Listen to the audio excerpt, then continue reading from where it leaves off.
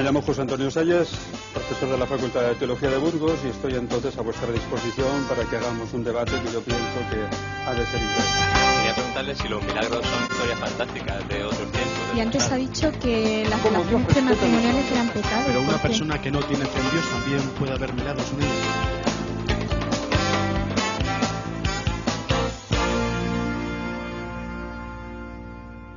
Hola, pues un saludo a todos. Me llamo José Antonio Salles, profesor de la Facultad de Burgos. Soy profesor de Teología y aquí estamos para hablar, creo, del tema de Jesucristo, ¿no es cierto?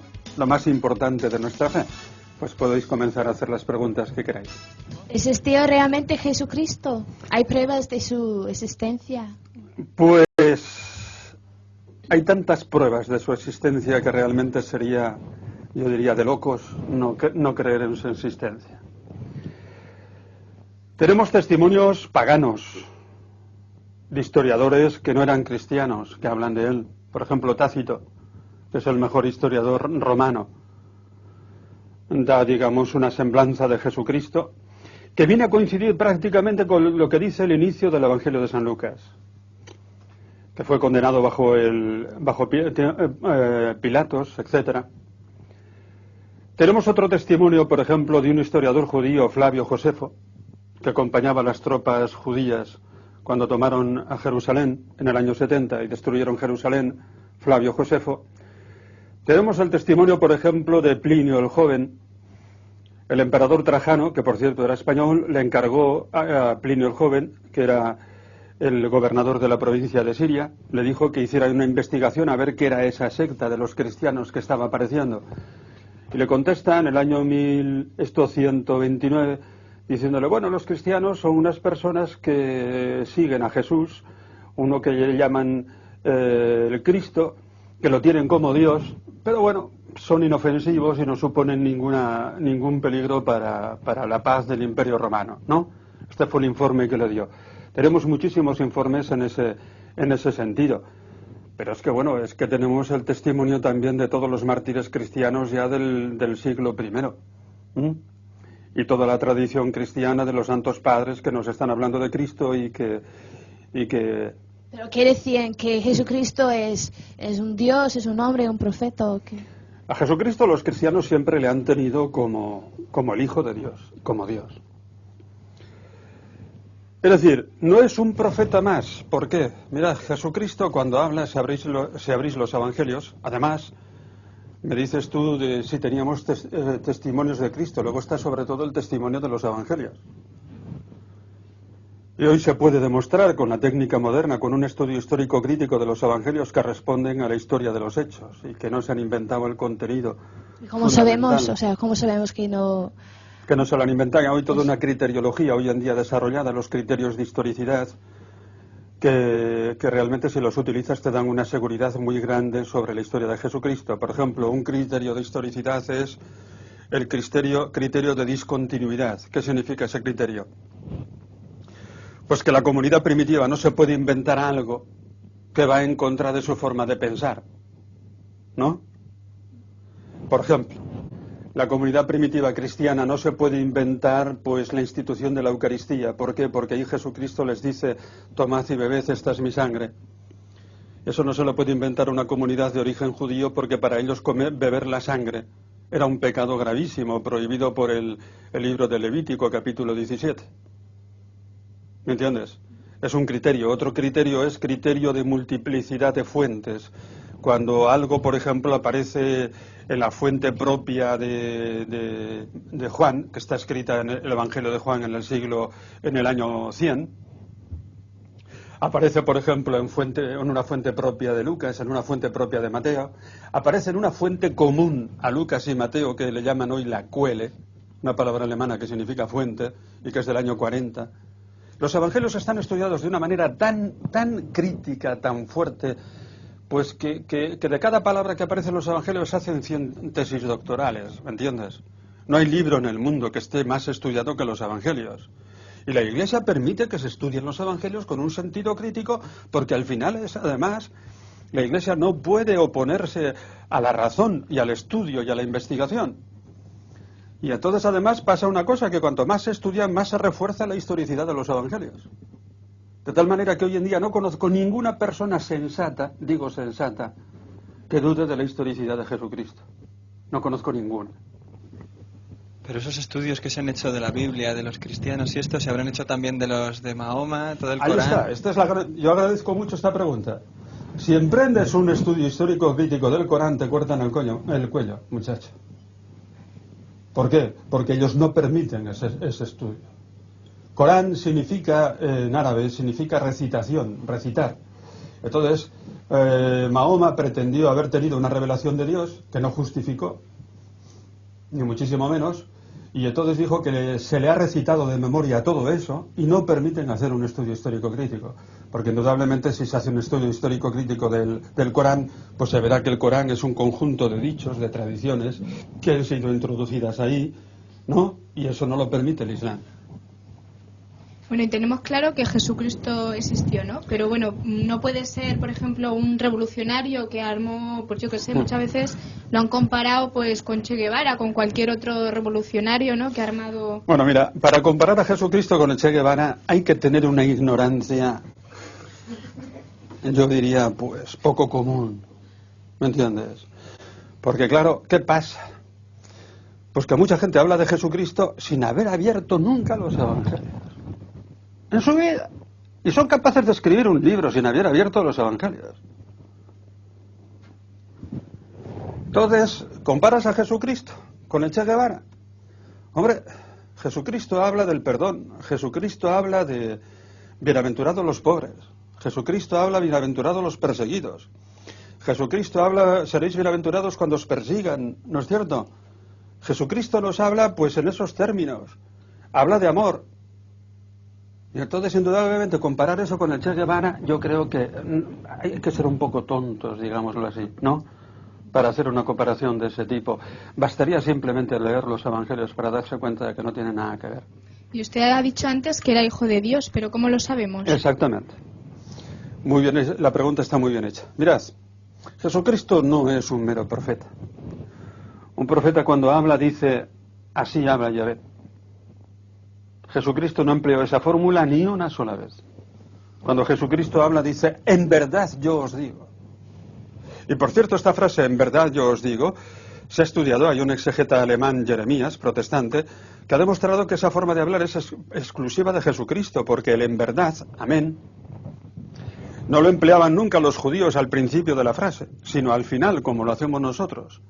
Si yo digo, por ejemplo, pues aquí hay mucha luz, y me decís, así es, amén, se emplea al final de la frase. Pero Jesucristo, de una forma única y exclusiva, lo emplea al principio de la frase, en verdad yo os digo. Eso no lo ha hecho nunca ningún profeta, ningún rabino. Es una forma propia y exclusiva de hablar de Jesucristo. Y los evangelios están estudiados, que se conoce cuál era la forma propia de hablar de Jesucristo. ¿Cuáles eran sus características especiales? Y bien, Jesucristo no se ha presentado como un profeta, habla en nombre propio, en verdad yo os digo. ¿Me entiendes? Y luego se atribuye propiedades divinas, como por ejemplo dice de sí mismo que tiene el poder de perdonar los pecados. Eso es una blasfemia. El poder de perdonar los pecados le dicen a Jesucristo los judíos en el capítulo 2 del Evangelio de San Marcos. ¿Os acordáis cuando meten por el tejado de una casa un paralítico para que lo cure el Señor? ¿No os acordáis? Lo tenéis en el capítulo 2 de San Marcos. Y le dice Jesucristo, yo te perdono los pecados. Y le dicen los judíos, pero ¿quién eres tú para perdonar los pecados? Si los pecados solamente los puede perdonar Dios. Y dice Jesucristo al paralítico, para que veáis que yo tengo poder de perdonar los pecados, yo te lo digo, coge tu camilla, vete y anda. Jesucristo cuando dice de sí mismo que tiene poder de perdonar los pecados, cuando dice de sí mismo que es dueño del sábado, dueño del sábado solamente es Dios en una mentalidad judía. ¿Y Jesucristo qué hace? Los sábados por la tarde se va a la sinagoga, particularmente a la sinagoga de Cafarnaún, que la tenéis allí, todavía en ruinas. Pero yo he visto la sinagoga de Cafarnaún en ruinas. Y digo, pero hombre, por fin he visto la sinagoga de Cafarnaún, donde Jesucristo tantas veces predicó. Porque en una sinagoga dejaban predicar a un varón que tuviera cierta preparación, nunca a una mujer. No, porque a las mujeres en aquel tiempo no se les enseñaba ni a escribir ni a leer, no tenía ninguna cultura. Un varón preparado. Jesucristo aprovechaba la oportunidad para hacer la homilía que decimos nosotros, lo que dicen los judíos el midrash, y hacer una predicación. Bueno, entra en la sinagoga, ve un paralítico y le dice a Jesucristo, ponte de pie, yo te lo digo. El paralítico se cura de repente. Y los fariseos empiezan enseguida reaccionando y diciendo, esto no puede venir de Dios, porque si viniera de Dios respetaría el sábado. Pero Jesucristo lo hace con una finalidad, con el fin de decir, el Hijo del Hombre, así se llamaba Jesús a sí mismo, tiene poder, es superior al sábado, es dueño del sábado, con lo cual está diciendo que es Dios. O por ejemplo, cuando Jesucristo él mismo dice de sí mismo que es el templo. Yo recuerdo hace ya muchos años, estuve en Jerusalén una vez en un viaje, tuvimos una tarde libre, y yo me la pasé en la explanada del templo. ¿Sabéis en esa explanada donde estaba el templo de los judíos, que fue destruido por los romanos en el año 70? Ahora ese templo ya no está. Vinieron los árabes en el siglo VI y han construido dos mezquitas, la de Al-Aqsa, que en árabe significa el del templo, y la de Omar, esa que tiene una cúpula dorada, la habéis visto en muchas fotografías, ¿no? Claro, yo ya sabía que las mezquitas estaban ahí, pero allí me di cuenta de una cosa, de que esas mezquitas estaban allí y que los judíos no podrán nunca arrancar esas mezquitas para reconstruir el templo, porque entonces sí que tenemos una guerra mundial. Se echan todos los musulmanes a cuchillo sobre nosotros. Y me acordé de las palabras de Jesucristo cuando dijo, ¿veis este templo? Yo lo voy a destruir y en 3 días lo reconstruiré. Juan capítulo 2. Y anota San Juan, se refería a su cuerpo resucitado. O sea, que según las palabras de Cristo, el templo es el cuerpo resucitado de Cristo y se encuentra allí donde está el cuerpo resucitado de Cristo, es decir, en Eucaristía. Cualquier pueblecito que tenga una iglesia por aquí y tenga un sagrario, ahí está el templo de Dios. Cuando Jesucristo dijo de sí mismo que es el nuevo templo, que va a sustituir al otro, y efectivamente el otro templo de los judíos fue destruido, como digo, en el año 70, está diciendo de sí mismo que es Dios, porque Él es la morada de Dios. Y ya expresamente Jesucristo afirma de sí mismo que es Dios, pues cuando se presenta como Hijo de Dios en un sentido único. En varias ocasiones. Yo y el Padre somos una misma cosa. O cuando pide para sí mismo la misma fe que pide para el Padre. ¿Creéis en el Dios, en el Padre? ¿Creed también en mí? Juan 14:1. O cuando de sí mismo dice que es el Hijo del Hombre que ha venido. Porque el Hijo del Hombre es una expresión que aparece en el capítulo 7 de Daniel, que se refiere al Mesías. Sí, pero es un Mesías que viene del cielo preexistente, que aparece sobre la nube, que es el lugar exclusivo de Dios, donde aparece Dios. Y por eso recordaréis cuando Caifás le preguntó a Jesucristo, ¿tú eres el Hijo de Dios? ¿Tú eres el Mesías, el Hijo de Dios? Y contesta Jesucristo, sí, tú lo has dicho. Y veréis al Hijo del Hombre venir sobre las nubes del cielo sentado a la diestra del poder. ¿Recordáis esas palabras? Automáticamente Caifás le acusó de blasfemo. Está diciendo que es Dios.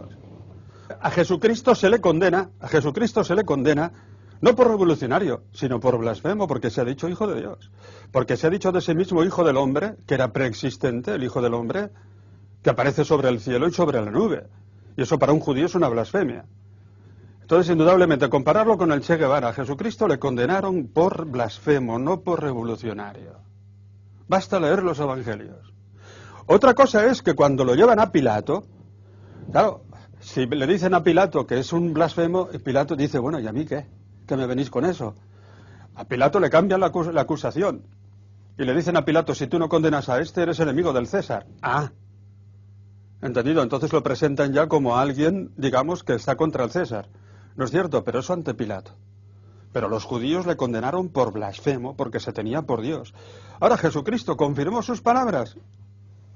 Si no me creéis a mí por lo que yo os digo, Juan 10:38, creedme al menos por las obras que yo hago y que jamás nadie ha hecho entre vosotros. Ahí están los milagros de Cristo. ¿Entendido? Y sobre todo el milagro de su resurrección. ¿Entendido? Porque Jesucristo fue condenado como un blasfemo. Pero todos esos milagros, por ejemplo, se pueden demostrar históricamente porque Jesús pudo decir todo lo que quisiera de sí mismo. Absolutamente se pueden demostrar con todos esos criterios, digamos, con ese estudio histórico y crítico de los evangelios. Absolutamente. Jesucristo tiene un estilo, fíjate si se pueden demostrar si son históricos. Simplemente vamos al lenguaje de los hechos. Si tomamos el evangelio de San Marcos y prescindimos del relato de la resurrección, Los relatos de milagros en el Evangelio de San Marcos ocupan el 47% del Evangelio. Pero no podía ser un curandero de esos que... Ya, ahora vamos, ¿no? 47%. Además, Jesucristo tiene una forma muy propia de hacer milagros, un estilo muy propio. Cuando le piden un milagro como un número de circo, haznos aquí un milagrito. ¿Entendido? Por ejemplo, se lo pidieron en su pueblo. Hombre, tú eres de aquí, tú eres de Nazaret. Hemos oído hablar de los milagros que haces en las orillas del lago de Tiberíades. Haznos aquí un milagro. Jesucristo, cuando le piden un número de circo, no lo hace. Jesucristo lo hace en los milagros con un estilo muy propio, que está muy estudiado. Lo hace como signos de que ha llegado ya el reino de Dios. Como signos de un reino de Dios que es la salvación de Dios que llega, que nos arranca del poder del pecado y también del mal, y un día también de la muerte. Y entonces los hace además siempre en un clima religioso, siempre cuando ve fe, y buscando la conversión. Ay de ti, Corazoain, ay de ti, Betsaida. Si en Sodoma y en Gomorra se hubieran hecho los milagros que yo he hecho ante vosotras hace tiempo ya que se habrían convertido. Tienen un estilo muy propio que está tan estudiado, y yo después de haberlos estudiado a lo largo de mi vida todavía no he encontrado una razón para dejar de creer en ellos. Sí que he encontrado muchos prejuicios, ¿entendido? Pero razones ninguna, y ahí están, digamos, con toda su solidez histórica. También hay otra cosa acerca de la historia de Jesús, ¿no? Porque... vamos a ver, su nacimiento es sospechoso, ¿no? Quiero decir que los evangelios cuentan que nace de una virgen, que luego sigue siendo virgen porque ha nacido del Espíritu Santo, pero eso ¿cómo se puede demostrar históricamente? ¿Cómo se puede demostrar históricamente? Muy bien.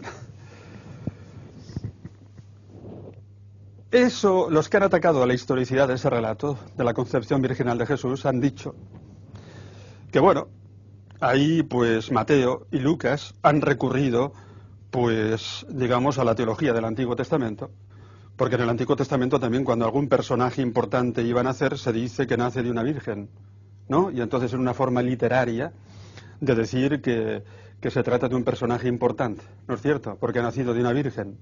Eso es lo que han dicho los críticos de los evangelios. Pero tú vas al Antiguo Testamento y resulta que eso no aparece nunca en el Antiguo Testamento. ¿Por qué? Porque ser virgen en el Antiguo Testamento no es ninguna gloria para una mujer. En el Antiguo Testamento una mujer tiene que estar casada y tiene que tener hijos. De tal manera que la hija de Jefté, porque iba a morir virgen, lloró su virginidad por los montes, dice la Escritura. Y no hay ningún caso en el Antiguo Testamento en que se ve que una persona haya nacido de una mujer virgen. La virginidad no era estimada. Un rabino en tiempos de Jesucristo que no se quiso casar, pues le hicieron un juicio.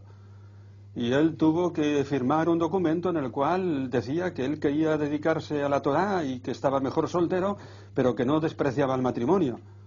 Realmente la virginidad en el mundo del Antiguo Testamento no se aprecia en absoluto. Por lo tanto, es un falso recurso. Y entonces, pues indudablemente, ¿por qué Jesús es concebido así? Para que comprendamos que no viene de los hombres, no ha nacido de la voluntad de los hombres, sino que viene como don de Dios. Y justamente, pues, es el signo de que viene de Dios. ¿Me entiendes? Es el signo claro. Eso solamente lo sabe María. Pero María indudablemente lo ha contado. Porque sabéis la historia, ¿no es cierto? María, pues, marchó después de concebir a Jesús, inmediatamente se marchó a las montañas de Judea a ayudar a su prima Santa Isabel. Allá estuvo 6 meses, volvió y lógicamente al volver pues se le vio que estaba embarazada. Entonces al verla a San José de esa forma pensó que la había traicionado. Y dice el relato de San Mateo, y viendo San José siendo una persona justa, no quiso denunciarla, porque podía denunciarle y le tenían que apedrear por haber sido traidora a su novio. Y entonces resolvió abandonarla en secreto. Y entonces al ángel le dice, Mateo, José, no tengas miedo de recibir a María porque lo que lleva en su vientre es fruto de Dios. Entonces es un signo, Dios cuando entra en la historia nos da un signo, de la misma manera que, por ejemplo, que con Abraham, ¿no? Le llamó Dios. Y para que comprendiera que era Dios el que le hablaba, le dio un signo. Él estando casado con una mujer ya muy anciana, Sara, que no podía tener hijos, concibió un hijo, ¿no es cierto? Pues entonces, de esa misma manera, cuando entra Jesús en la historia, se nos da un signo, un milagro, para que comprendamos que no es fruto de los hombres, que es un don de Dios, que ahí viene el Hijo de Dios. Y entre tantos milagros de todo esto de la concepción, los que comentaba antes de la vida pública y todo eso, ¿cómo sabemos? Vaya, es que hubo muchos que no creyeron en eso al verlo y lo tenían delante. ¿Por qué hay que creer después si no...? Los milagros los vieron. Los milagros, gracias por la pregunta, los milagros los vieron. Pero lo que pasa es que los milagros interpelan, te obligan a tomar una opción. Es decir, si tú aceptas a Jesucristo, tienes que cambiar de vida. Y entonces resulta que muchos no quisieron, indudablemente porque son libres, no quisieron someterse. Vamos a poner un ejemplo, capítulo 9 de San Juan, el ciego de nacimiento, ¿recordáis? Es una historia preciosa que cuenta San Juan de un ciego de nacimiento. Además, San Juan cuando cuenta da todos los detalles históricos porque es un testigo directo. Habla de la piscina de Siloé. Yo recuerdo cuando estuve en Jerusalén tenía unas ganas enormes de ver la piscina de Siloé. Tantas veces había leído ese texto que quería tocarla, quería tocar el agua. Yo iba a Jerusalén a tocar, ¿no es cierto? Todo aquello que yo había estudiado. Ahí está en su sitio, donde dice San Juan. Bien, era un ciego de nacimiento, conocido por todo el mundo. Y San Juan pita a 3 personajes frente a ese milagro. Los judíos, los padres del ciego y el propio ciego. Los judíos lo han visto y han investigado y se lo preguntan a él 2 veces. Se lo preguntan a sus padres a ver si realmente era ciego de nacimiento. Y lo tienen muy claro, pero no se pueden convertir, ¿sabéis por qué? Por soberbia. Dicen, nosotros no adoramos a ese, nosotros tenemos a Moisés. ¿Ves? La soberbia no deja aceptar la verdad. Los padres del ciego saben perfectamente que su hijo era ciego de nacimiento. Pero no quieren complicaciones porque los echan de la sinagoga. No se convierten por comodidad. ¿Me entendéis? Y el propio ciego dice, vamos a ver, ¿qué ha pasado aquí? Yo sé que soy era ciego de nacimiento. Jamás se ha oído decir que un hombre le dé la vista a un ciego de nacimiento. Por lo tanto, el que me ha curado a mí viene de Dios. Y lo echaron de la sinagoga. ¿Y sabéis lo que es eso para un judío que lo echen de la sinagoga? Pues es comulgarlo, maldecirlo, decirle que es un condenado, que no tiene salvación. Y entonces se encuentra con Jesucristo, Jesucristo se encuentra con él y dice, ¿qué? Te han echado de la sinagoga. Y le dice a Jesucristo, ¿tú crees en el Hijo del Hombre? Y le pregunta al ciego, dime quién es para adorarlo. Yo soy. Y le adoró. Esto es muy bonito. ¿Por qué? Porque fijaros, creer no es como un problema de matemáticas, ¿me entiendes? Un problema de matemáticas no interpela tu vida. Tú puedes hacer un problema de matemáticas y seguir tu vida como te dé la gana. Pero si crees en Jesucristo tienes que cambiar de vida. Y entonces, ¿qué pasa? Que aunque tengas un milagro, hay gente que no quiere. Unos por soberbia, otros por comodidad. Y si crees en Cristo, te echan de la sinagoga. Muchachos, si tú crees en Cristo hoy, en tu facultad donde estudias y das testimonio de Cristo, te van a echar de la sinagoga, es decir, se van a reír de ti, empezando por tus profesores. Te van a complicar la vida, te van a decir que te han comido el coco. Pero muchachos, siguiendo a Jesucristo no encuentra la verdad y la libertad. Jesucristo dijo una frase tremenda, el que busque su vida la perderá, el que la pierda por mí la encontrará.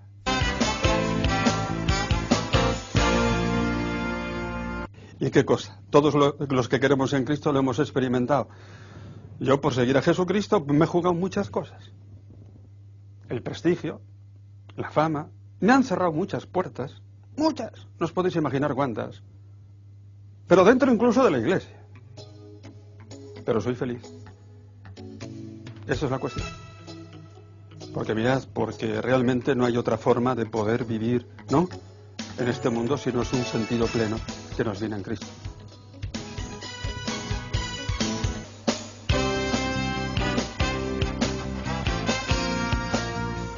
Me llamo José Antonio Salles, profesor de la Facultad de Teología de Burgos, y estoy entonces a vuestra disposición para que hagamos un debate que yo pienso que ha de ser interesante. Quería preguntarle si los milagros son historias fantásticas de otros tiempos. Y antes ha dicho que las relaciones prematrimoniales eran pecados. Pero una persona que no tiene fe en Dios también puede haber milagros en él.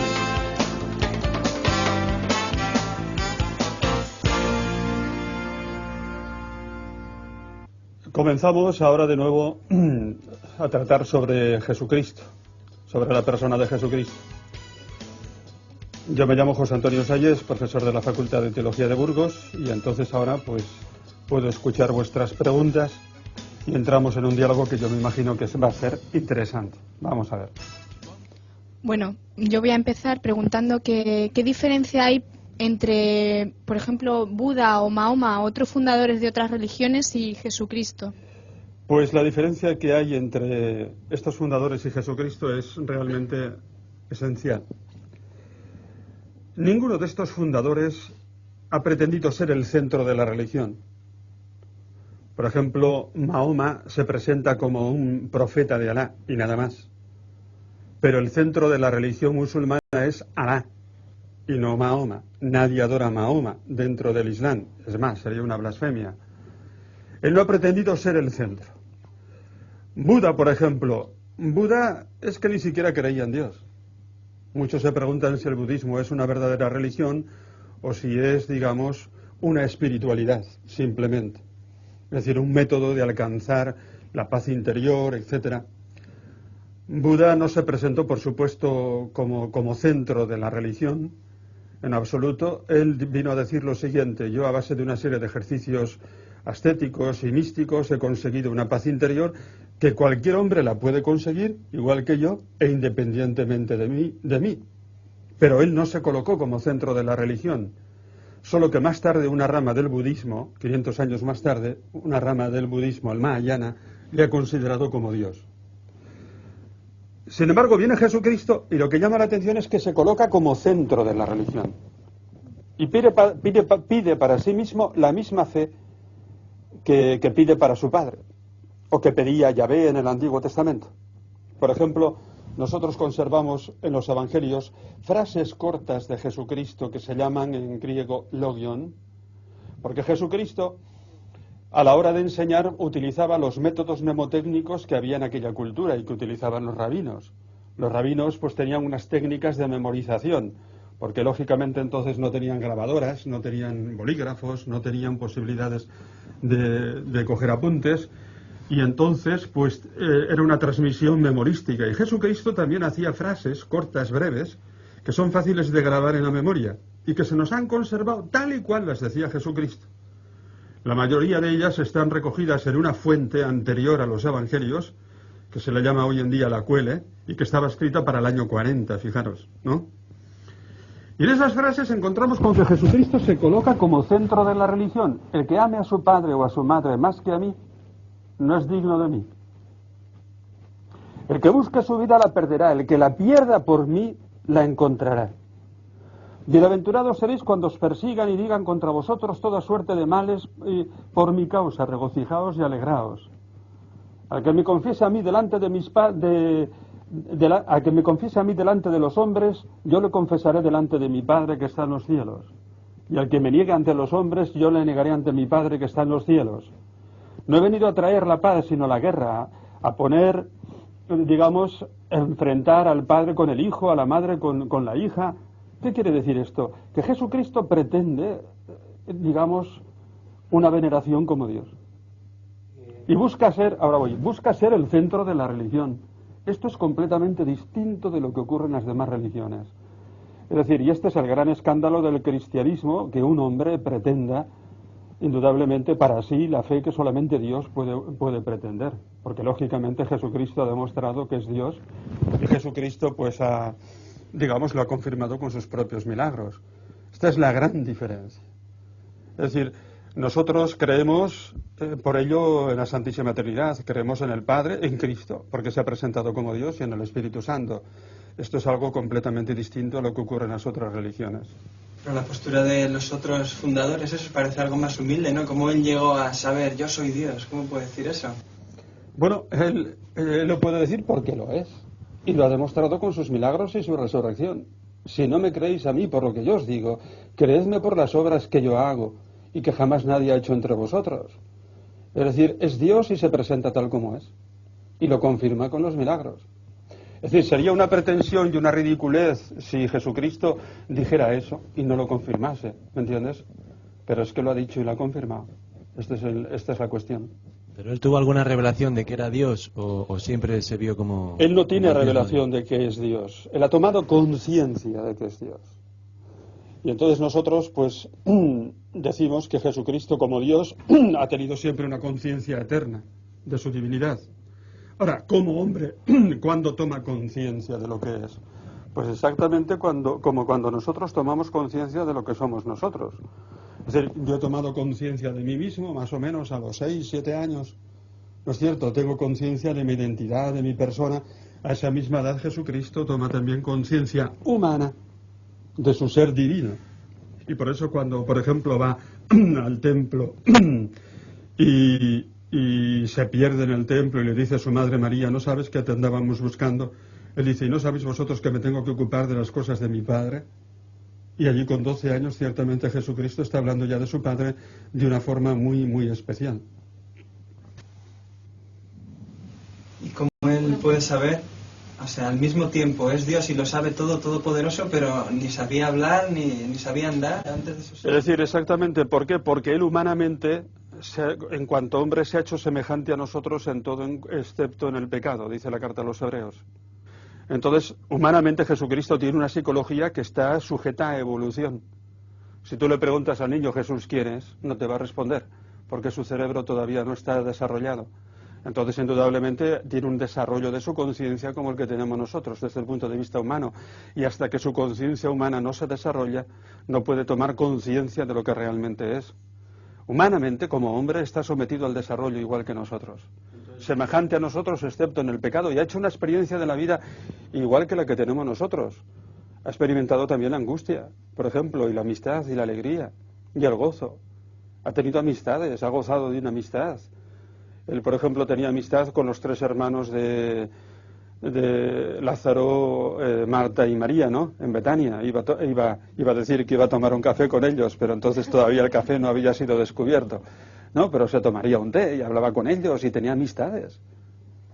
Y entonces, indudable, humanamente hablando, es igual que nosotros en todo, excepto en el pecado, dice la carta a los Hebreos. Pero no deja de ser Dios, aunque no deja de ser sepa Dios. que es Dios. No deja de ser Dios. Lo es desde que se encarna, ¿me entiendes? El Hijo eterno se encarna, desde ese momento es Dios, desde la encarnación. Ahora, digamos, la naturaleza humana está sometida a ese desarrollo. Sin embargo, como hombre usted dice que en el pecado no se iguala, pero como persona también tendría estallidos de humor o envidias o cosillas así, ¿no? Bueno, Jesucristo dice una frase, ¿quién me puede acusar a mí de pecado? Y le dicen los fariseos. Y realmente nosotros vemos por la Sagrada Escritura que Jesucristo no tuvo esos pecados que nosotros cometemos. No aparecen en absoluto. Y lógicamente nosotros después, en teología, podemos decir lo siguiente, siendo como es la persona del Verbo, la que actúa en Cristo a través de su carne humana, la persona del Verbo lógicamente no puede pecar. ¿Me entiendes? Y por eso el pecado queda totalmente excluido de Jesucristo. Ahora, pero no las tentaciones. A ver si me entiendo, a ver si me explico. ¿Por qué? Porque su carne está sometida, digamos también, pues a unas necesidades. Jesucristo, por ejemplo, prefería humanamente no pasar por el drama de la cruz. Le dice a su padre, Padre, aparta de mí este cáliz, ¿no? Pero no se haga mi voluntad sino la tuya. Y Jesucristo realmente hubiera preferido no ir a la cruz. Y esa es la tentación del demonio. Le puede tentar. Ahora, sin embargo, él indudablemente le da un sí al Padre desde el principio, porque es el Hijo, ¿no?, que está siempre en la presencia del Padre y le da un sí, lógicamente. Pero lo hace, digámoslo así, sufriendo. Ese sí que Cristo dio al Padre es un sí que le costó sangre. Pero el sufrimiento que tuvo lo aceptó todo como hombre, ¿no? No puso nada de Dios para evitar ese sufrimiento. Exactamente. ¿Por qué? Porque esa naturaleza humana que tiene Jesucristo es autónoma y el ser Dios no le priva del sufrimiento. Y una vez que resucitó, hay un cambio en esas tentaciones, ese sufrimiento. ¿Cuál es lo que pasa? Exacto, porque en la resurrección ese cuerpo de Cristo ya es glorioso. Y entonces ciertamente es un cuerpo ya que no está sometido al sufrimiento, no está sometido, digamos, a las consecuencias que el pecado ha introducido en el mundo, ¿no? El cuerpo glorioso de Cristo ya es un cuerpo lleno de gloria y de victoria. Ahora bien, el problema en el que entramos ahora es precisamente, yo quisiera entrar en el tema de la resurrección, porque si Jesucristo no llega a resucitar, el cristianismo no sale adelante. Meteros una cosa en la cabeza. Jesucristo fue condenado como blasfemo por parte del Sanedrín, que era el tribunal legítimo de su pueblo. Y le condenó justamente. Es decir, le condenó pues porque decía, tenía la pretensión de ser Dios. Y un judío eso considera que es una blasfemia, ¿no es cierto? Y le condenaron como blasfemo. En ese momento Jesucristo no se defiende, porque es el momento de obedecer al Padre y de ir a la cruz. Ahí no hace ningún milagro Jesucristo. Ahora bien, en ese momento, si Jesucristo fue condenado como un maldito de Dios. Porque dice la Escritura, además, maldito el que cuelga en el madero. Y los apóstoles en ese momento perdieron la fe en Jesucristo. La prueba es que estaban escondidos ya dispuestos a marcharse a Galilea a pescar. Si Jesucristo no resucita, el cristianismo habría terminado en la pesca del lago de Tiberíades. Ahora bien, Jesucristo, condenado como un maldito de Dios, resucita. Y es cuando los apóstoles ya ven con toda claridad, ¿no es cierto?, la verdad de Jesucristo. Es entonces cuando realmente recuperan la fe y cuando el cristianismo propiamente nace. Por eso dice San Pablo, cuando se entera que los corintios no creían en la resurrección de los muertos, San Pablo pega un puñetazo. Lees el capítulo 15 de la primera carta a los corintios, se le ve a San Pablo enojado, enfadado. Y les dice a los corintios, cuidado, de esto no se duda, porque si los muertos no resucitan, tampoco Cristo ha resucitado.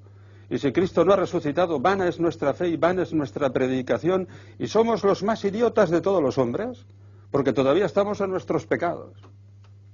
Ahora le vieron resucitado. Primero encontraron el sepulcro que estaba vacío. El sepulcro por sí solo no es una prueba de la resurrección de Jesucristo, porque está sometido a otras interpretaciones. Puede ser que lo hubieran robado, ¿no es cierto? El sepulcro vacío por sí solo no es una prueba. Pero cuando ya le ven, entonces indudablemente, y le ven, pues, no fueron imaginaciones suyas o visiones puramente interiores, porque, fijaros, es bonito leer en griego estos textos, porque en griego los apóstoles tienen un término para hablar de las visiones interiores, jórama. ¿Os acordáis, por ejemplo, cuando San Pedro estaba en la azotea de su casa de Jaffa y tiene una visión que bajaba del cielo, un mantel lleno de todo tipo de alimentos y una voz que le dijo, come, que no hay alimentos impuros? Entonces dice, he tenido una visión. San Pablo también habla de sus visiones y emplean un término técnico que es jórama. Ese término no lo emplean nunca cuando hablan de las apariciones de Cristo. No es una visión, no es una cosa, un fantasma, algo que ellos se imaginan. No es una visión, es un encuentro objetivo con Cristo.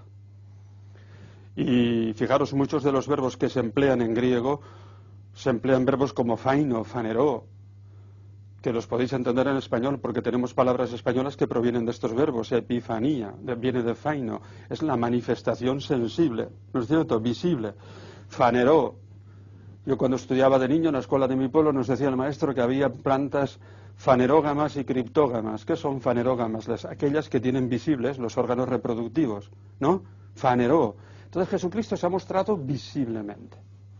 Y por eso dice el catecismo muy bien, el nuevo catecismo de la Iglesia, que yo os recomiendo porque es una auténtica maravilla, si no hubiera sido por el encuentro sensible, físico, que los apóstoles tuvieron con Cristo resucitado, jamás habrían recuperado la fe. Y entonces cuando le ven es cuando el cristianismo surge, y surge de tal manera que los apóstoles se van al martirio, porque han comprendido que ya la vida tiene sentido, y no les importa morir. Y delante del Sanedrín hay una escena, leedla, el capítulo 4 del libro de los Hechos, que es una preciosidad, pues resulta que San Pedro hizo un milagro en el templo con un paralítico que estaba allí pidiendo limosna, ¿no? Y le curó San Pedro y lo llevaron al tribunal. Y entonces, pues les preguntaron, bueno, vosotros, ¿con qué autoridad has hecho este milagro? ¿Con qué? ¿Qué poder tienes tú? ¿En nombre de quién? Y él dice, en nombre de Jesús de Nazaret. Y entonces él explica cómo realmente, pues lo han visto resucitado.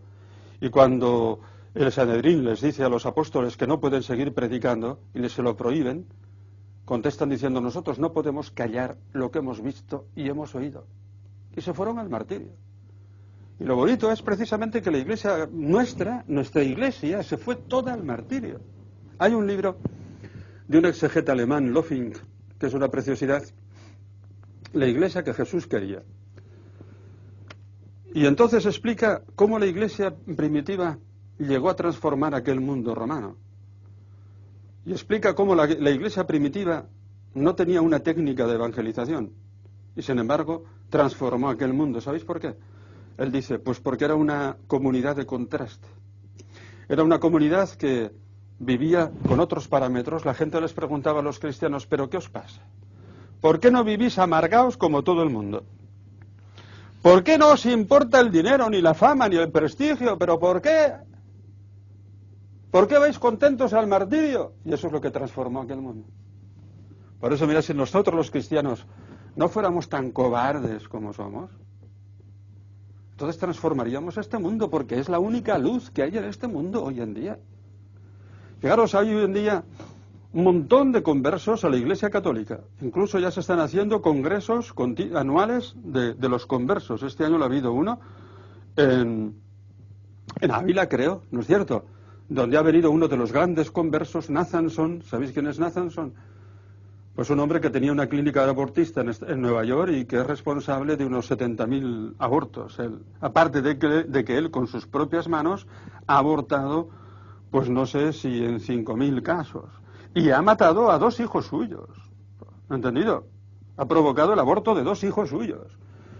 Este hombre se ha convertido. ¿Por qué se convierte esta gente? Pues porque no hay otra luz en este mundo. Porque, un momentito, porque por ejemplo en mis tiempos había la filosofía marxista, la filosofía existencialista. Hoy en día no queda nada de eso. Hoy en Occidente ya no hay más luz que la luz del cristianismo. Y entonces, indudablemente, pues, si nosotros tuviéramos valentía para hablar de Jesucristo, la gente se convertiría, porque la gente está amargada hoy en día. La gente está amargada. Y de esto me gustaría hablar mucho. Me gustaría que me preguntarais qué le pasa hoy en día a la gente. De eso soy especialista. Venga, más preguntas. ¿Y por qué le llaman Jesucristo el Mesías? ¿Qué significa? Bien, el Mesías es algo que responde totalmente a la cultura judía y a la religión judía, a partir de una profecía del profeta Natán a David.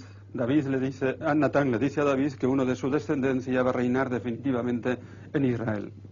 Entonces, a partir de ahí, el pueblo judío ha estado esperando la llegada de un Mesías que les iba a traer el triunfo nacional, ¿no?, a su pueblo, y además con una repercusión mundial, de tal manera que todas las naciones vendrían a adorar el verdadero Dios a Jerusalén, ¿no? Entonces, indudablemente, cuando viene Jesucristo, le preguntan si es el Mesías. Están viendo su palabra, están viendo sus milagros. Tú eres el Mesías, ¿no es cierto? Ahora bien, fijaros, Jesucristo no suele utilizar el título de Mesías por la carga política y nacional que tenía. ¿Entendido? Si le preguntan si es el Mesías, él contesta diciendo que sí, pero explicando cómo es el Mesías. Porque es un Mesías, ciertamente lo es, pero de otra forma. Vamos, por ejemplo, a Cesarea de Filipo. Cesarea de Filipo es un lugar que está al norte de Galilea, en las estribaciones del monte Hermón. Es un lugar donde nace una de las fuentes del río Jordán. Es un lugar fresco. Se retiró allí Jesucristo con los suyos a descansar después de la predicación en Galilea. Y Jesucristo allí les pregunta a los discípulos, ¿quién dice la gente que soy yo? Y contestan los discípulos diciendo, unos que Jeremías o Elías o uno de los profetas. ¿Y vosotros quién decís que soy yo? Y Pedro toma la palabra y dice, tú eres el Mesías, el Hijo de Dios. Muy bien, Pedro, muy bien. Le dice Jesucristo, pero esto no te lo ha revelado la carne o la sangre, sino mi Padre que está en los cielos. Pero cuidado, Pedrito, porque el Hijo del Hombre tiene que ir a Jerusalén, ser entregado a los sumos sacerdotes, azotado, muerto, y al tercer día resucitará.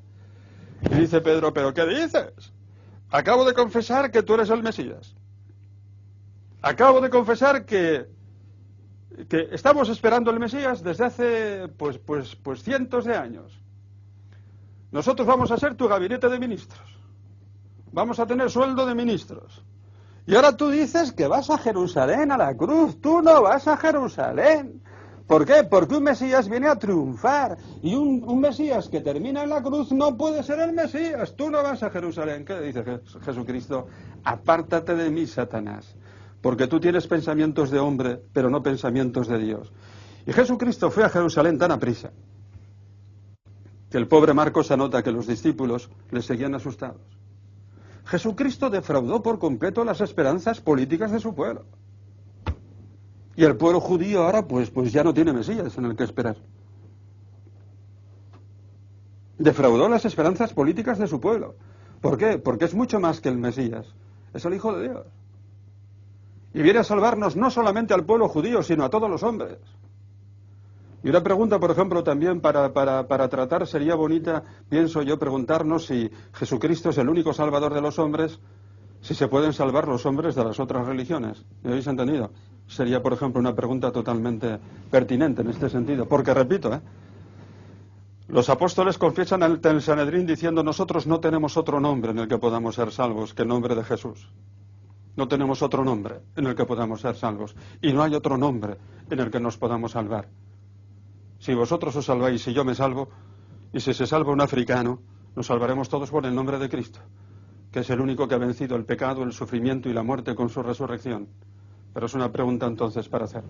Yo exactamente, pues no sé exactamente qué es lo que nos salva, ¿no? Quiere decir, Jesucristo en mi vida, que... ¿De qué te salva?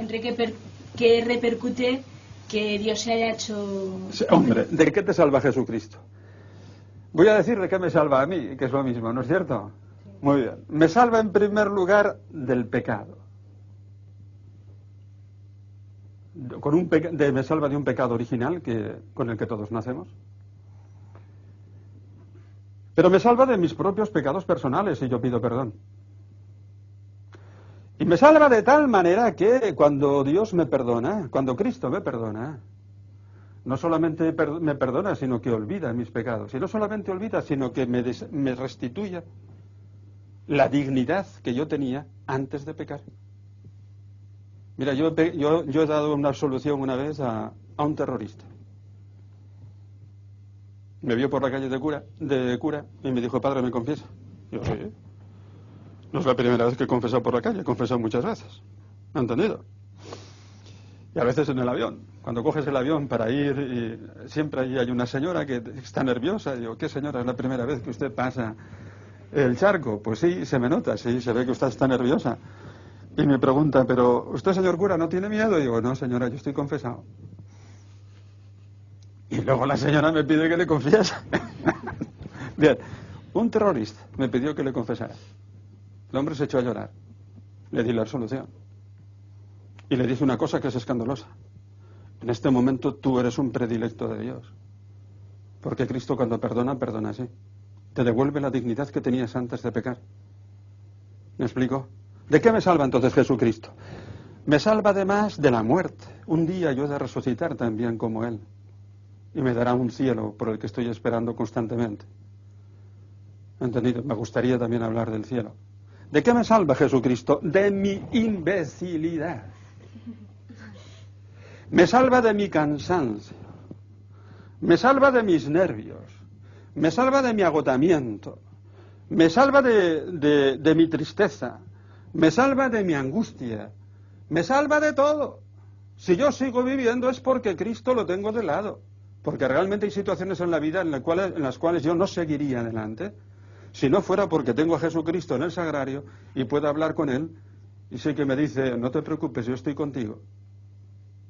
Hay en mi pueblo, yo soy de un pueblo de Navarra, y hay un monumento al corazón de Jesús en otro pueblo cercano, en Funes, y hay una frase desde debajo de ese monumento que está en latín y que la gente no la entiende, claro, porque hoy en día nadie sabe latín. Y como la gente no entiende lo que dice esa frase, pues me la he apropiado yo, ¿no es cierto? Es una frase que dice así en latín: ipse enim pro te semper respondebit. Él responderá siempre de ti. Esto es Cristo. Él responderá siempre de ti y me saca adelante. Y cuando me encuentro en una situación en la cual no sé cómo salir, una situación de falta de salud o de problemas gordos, pues yo le digo: mira, Señor, tú siempre me has sacado de todas, sé que también me sacarás de esta, aunque no sé cómo. Eso de aunque no sé cómo le encanta. ¿Por qué? Porque es fiarse totalmente de Él. De eso me salva Cristo, de lo que nadie nos puede salvar. El hombre es pecado, el hombre es cansancio, el hombre es angustia, el hombre es miedo a la muerte. Menuda frase ahí en el capítulo 2 del libro de los Hechos, dice que nosotros los hombres andábamos esclavos del pecado, del demonio, nos tenía como esclavos por el miedo a la muerte. Nosotros incluso nos liberamos del miedo a la muerte. ¿Entendido? Cuando tú vives en Jesucristo y vives en gracia de Dios. Yo ahora este año, por ejemplo, tengo que hacer un viaje, pues tengo que viajar mucho. Tengo que ir un avión hasta París, de allí tomo otro hasta Tokio, y de Tokio tomo otro, después de pasar una noche en Tokio, para ir a la isla de Guam, que tengo que dar un curso allí a un seminario que hay. Que yo no sabía ni dónde estaba la isla de Guam, está en el Pacífico. Bien, algunos amigos me preguntan, ¿y no tienes miedo? Digo, no, viviendo en gracia de Dios y sabiendo inglés, no hay problema, no hay problema, que me muero, salgo ganando.